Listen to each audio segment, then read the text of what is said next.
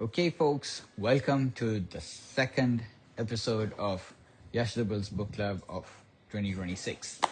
The book which we are reviewing today is Net Positive by Paul Polman and Andrew Winston. Well, it talks about how courageous companies thrive by giving more than they take.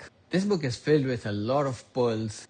We are finding more and more that the cost of inaction is becoming more than the cost of action. The only impossible journey is the journey you never begin. And one of my favorite is passion is about finding yourself, but purpose is about losing yourself in something bigger than yourself. So let's discuss the 10 points or 10 takeaways from this book on the other side of the time lapse.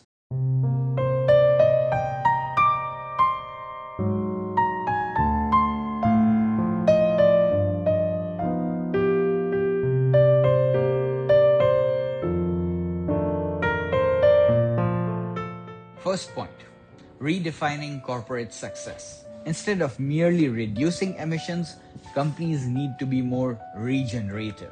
An example the author cites is of Unilever, whereby their executives get paid or compensated based on their sustainability target. They have shifted the focus from quarterly targets to long-term sustainable societal value. The ultimate question is this: is the world a better place because your business is in it? The second takeaway, system level thinking. Businesses do acknowledge the interdependence with climate, health, and social stability. Business cannot thrive in societies that fail. An example is that of Walmart.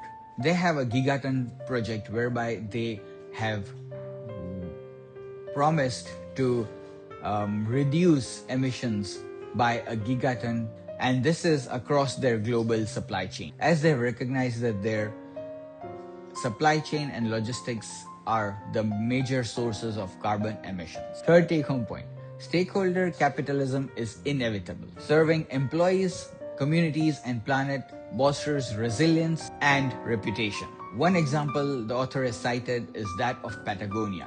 What they do is they donate a certain portion of their revenue to conservation, to resilient supply chain, and they advocate publicly on environmental issues. And that is what is driving their strong brand loyalty. The former Secretary General of UN, Ban Ki-moon, had once said, "Ours can be the first generation to end poverty and the last generation to address climate change before it's too late." Time is short, but opportunities are vast. The fourth take-home, leadership with purpose and courage. Leaders are expected to confront controversial topics and challenge industry norms. Example, the author himself, Paul Polman at Unilever, he refused to give quarterly reports and in exchange focused on long-term sustainability developments. This eventually reshaped the investors' expectations.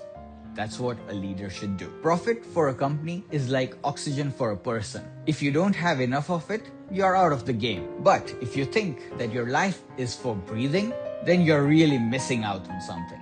The fifth point, collaboration over competition. Climate, plastics, and labor rights cannot be solved by solitary action. One example is the Fashion Pact, which brought the competing brands like H&M, Chanel, Kering together to align on biodiversity and sustainable goals. The sixth point, full value chain responsibility. Businesses usually own the social and environmental externalities across their logistics and supplies. We don't eat 40% of the food we produce, which is an incredible waste of resources, especially since the food systems contribute to 30% of the greenhouse gas emissions and uses 70% of the world's fresh water.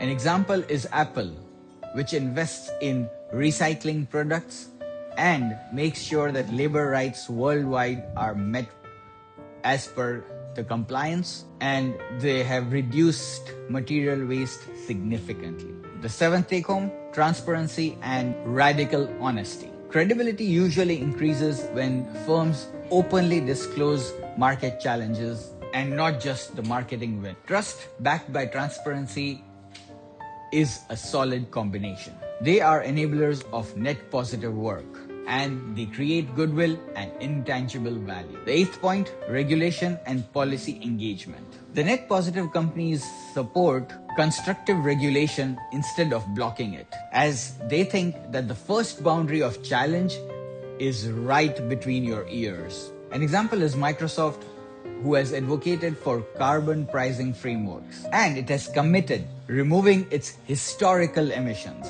the ones which it has done in past, aligning corporate interest in public policy. The ninth take home, innovative with regenerative models. True sustainability demands circularity and resource regeneration. Not everything that is faced can be changed, but nothing can be changed if it is not faced. An example is IKEA, which has invested in circular product designs, whereby you can return the product after it has been used and they will regenerate it into something new. And the final point, performance metrics that capture real value. Investors and boards need general metrics beyond generally acceptable accounting principles to capture social and ecological impact.